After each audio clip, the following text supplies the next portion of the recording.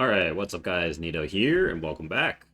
So I am playing the new Legacy of Phrecia event, and wanted to talk about the character that I'm playing here, which is a Blind Prophet. So that is one of the new Shadow Ascendancies here, and the main thing in this Ascendancy is you have to take this Sightless node, which gives you are blind. However, it also gives you a 12% base crit on like any weapon, which is extremely good, especially for certain weapon base types like maces or just the weapons that typically have much lower base crit. This can be like over 100% more crit chance, which is insane. So Sightless is very strong. And what I'm doing with that is I am playing a Perfect Agony build, which gives you damage over time multiplier based on your crit strike multiplier, but you can't apply ailments unless you're critting. So we have to get basically 100% crit, and we're playing a poison build. So poison Perfect Agony, and it's actually insanely easy to get 100% crit with Sightless because you can just slap on a Ungol's Harmony, which gives you a ton of increased crit chance, but also gives you your crit strikes do not deal extra damage, which doesn't matter because Perfect Agony also gives you that same mod. So that just means that your critical strike hits are not dealing extra damage, but you're still getting a ton of damage over time multiplier from that. Anyway, so yeah, basically with Ungol's plus this, with any weapon, you're already like a 60% crit chance or something like that, which is crazy. And then I am playing a bow build, so you pretty much just take this like bow crit stuff, and that gets you to like 80%. And then I am also taking the projectile crit stuff here, and that's pretty much giving me currently 95%, but I have some like conditional crit as well that basically aim at 100% crit chance. So, oh, and also have these like couple crit nodes over here and this one as well. So yeah, it's super easy to cap crit with Sightless node. So it's pretty awesome. And the other thing we're doing is we're using Directionless, which is basically a sort of pseudo Nemesis, which gives you projectiles fire in a random direction and have a 50% chance to return to you. And then we also have Careless for +2 additional projectiles. And I am playing a Scourge Arrow of the Menace build, which looks like this.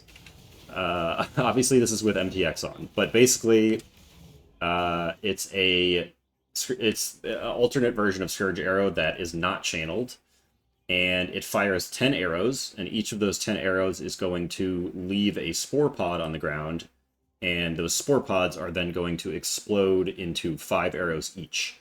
And all of those arrows, both the primary and the secondary arrows, have a 50% chance to return, and they're all fired in random directions. So it looks like this basically, and you can see all the arrows kind of returning to me. So it's got very good screen coverage.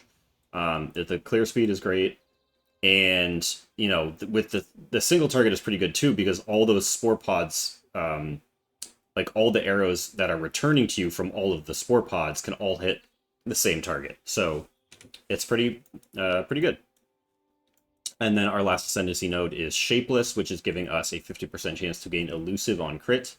However, Elusive is then removed from you at 50% effect, which is actually, it sounds like a downside, but it's actually an upside.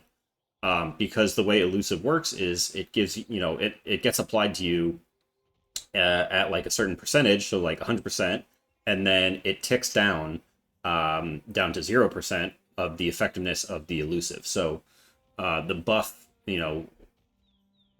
it gets worse, the longer you have it, and you cannot reapply it if you already have it. So by removing it early, you're going to have a higher average effectiveness of that buff as long as you can consistently reapply it, which we obviously with 100% crit chance and all of these projectiles hitting, it's instantly reapplied basically. So yeah, so that's actually really an upside, the 50% removal thing.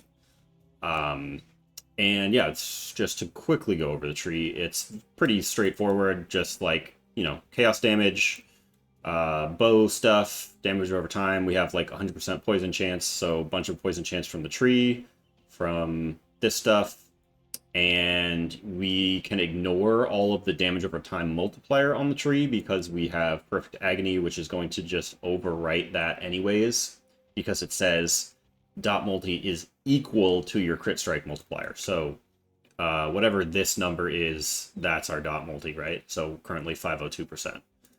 And then we have +1 and then another +1 projectile over here. So that's +2 projectiles there, plus the other 2 from our careless node here. And then I have 1 on my quiver. And then I'm using greater volley support for another 4. So that's how we're up to 10 primary projectiles on Scourge Arrow of the Menace.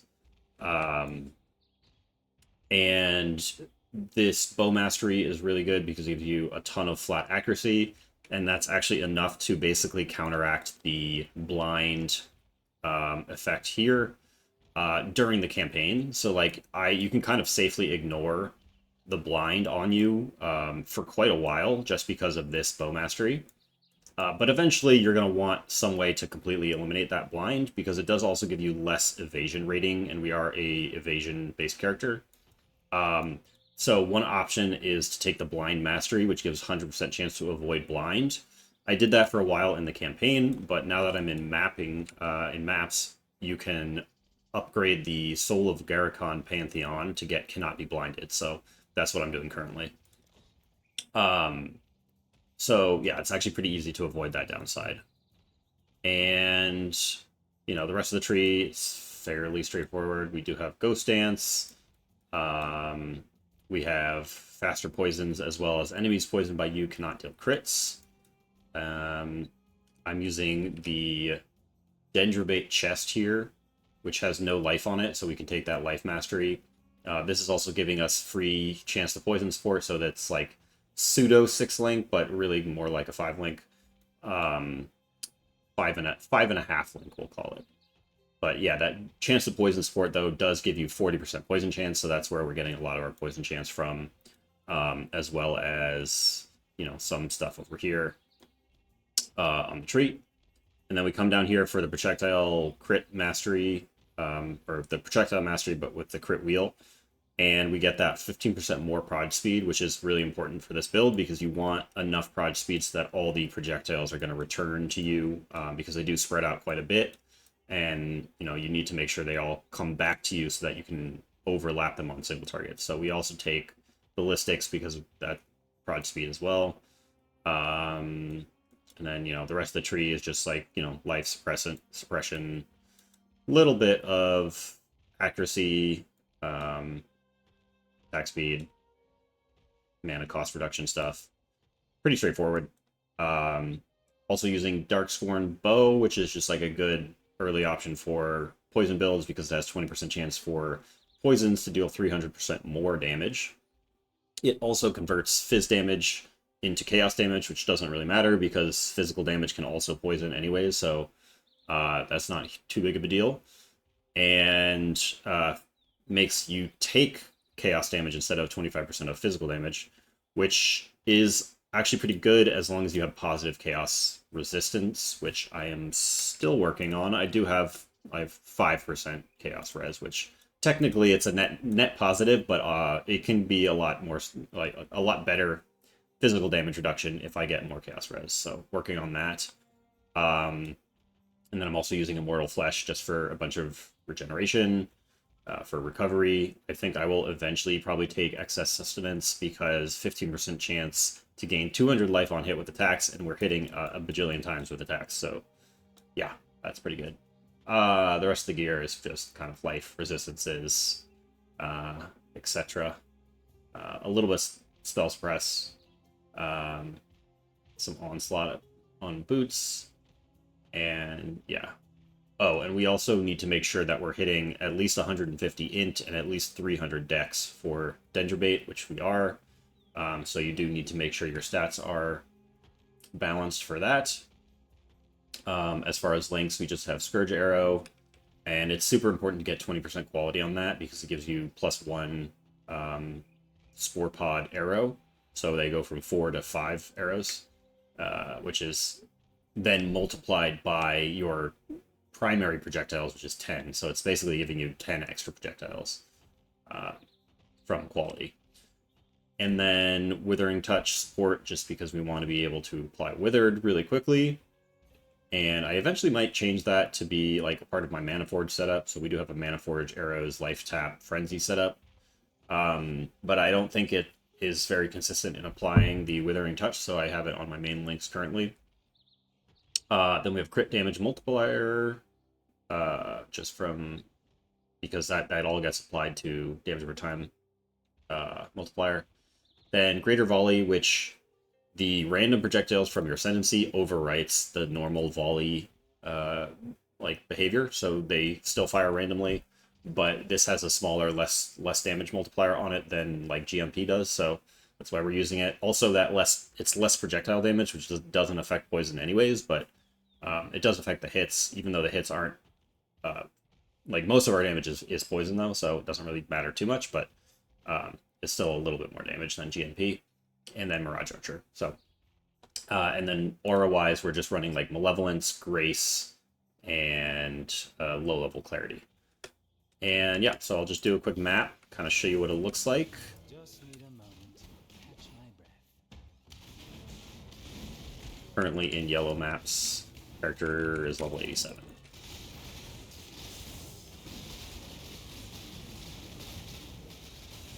This MTX does make it a little hard to see what's going on the screen, though. But, too bad, I like it.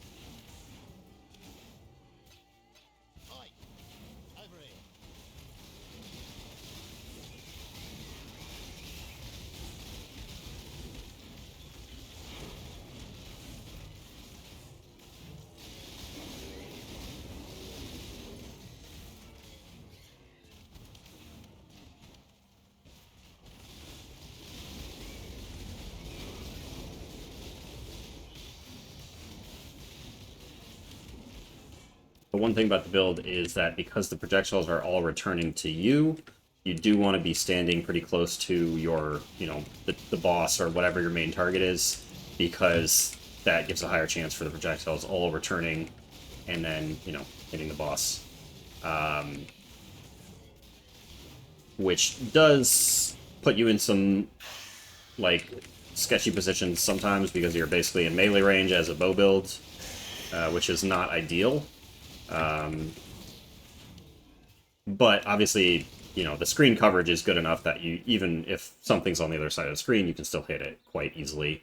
You just won't have maximum DPS unless you're kind of right next to the boss. So yeah, that's kind of what the build looks like currently. I am still figuring out a lot of things with the build. I didn't really plan anything out beforehand. I didn't have a tree or anything. I just kind of winged it. So it's, working pretty well so far. It's definitely a lot of fun because the clear speed is great. And, leveling was pretty easy. I leveled with, a Poison Caustic Arrow setup, which is kind of my normal leveling setup anyways for bow builds. And then it's super easy to just transition right into Scourge Arrow of the Menace as soon as you get the directionless node. So Cruel Lab.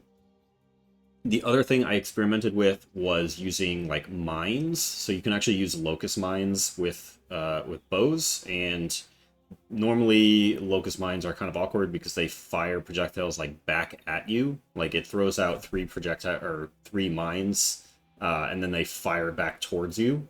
But because of the random projectile modifier, and because we have so many projectiles covering the screen, like it doesn't really matter. Like that downside doesn't really matter. But the problem is that the return proj with mines is going to return to the mine location. And because Locust Mine spreads out your mines so much, like they literally will throw like over here, and over here. It means that the returning projectiles are kind of like all over the place and are less likely to all kind of converge and hit the same enemy. Locust Mines also has a pretty significant less projectile downside. So you fire out fewer projectiles, but obviously you're throwing 3 mines at once, so that kind of makes up for it. So there's some merit to doing the mine setup, but I ended up liking the self-cast setup better. Mines, I will say, are also much easier to cap your crit with because, you know, you get like these mine nodes over here. You can get there's another mine cluster somewhere that has, yeah, this one has like a bunch of crit multi-crit chance for mines. So it makes it a bit easier to cap crit without using ungles. So that is an option. If you want to like try to use a different amulet, like I don't know if Maralene's Fallacy would be doable. Probably would be, honestly, because you get so much base crit chance just from Sightless that it's probably possible. Like I'm not even using the crit chance support or anything like that. Which I guess actually this base crit chance, the 12% would probably overwrite. Yeah, it would probably overwrite the flat additional crit chance from the support. So maybe not worth it. But yeah, anyways, mines are definitely an option. Traps honestly probably could be an option too, but I ended up just liking this self-cast setup better. So that's what we're doing for now. And yeah, that's pretty much the build. As far as other skills go, you know, self-cast Despair currently. I will try to get that on Curse on Hit on a ring as soon as possible. Frost Blink just for movement, or Blink Arrow also for movement. And then just a Mana Forged Frenzy setup just for stacking up some Frenzy charges. Yeah, and, you know, gear is pretty straightforward, League Start gear. I did manage to snag this Cogwork ring pretty cheap that has a bunch of res on it and, you know, some flat fizz and accuracy and stuff. Yeah. Pretty straightforward gear-wise to get started. You don't need the Darksworn or the Dendrobate, but they are pretty cheap anyways, so, like, easy to get up and running. The only thing you really need is, like, the Ungles for leveling. And then, yeah, that's the build. So hopefully it continues to get better and better, and try to push it to endgame and see what, you know, min-maxing and stuff we can kind of do with it, and hopefully it stays good. So yeah, anyways, thank you for watching. Hope your builds are going well with the Legacy of Phrecia event, and I will see you next time.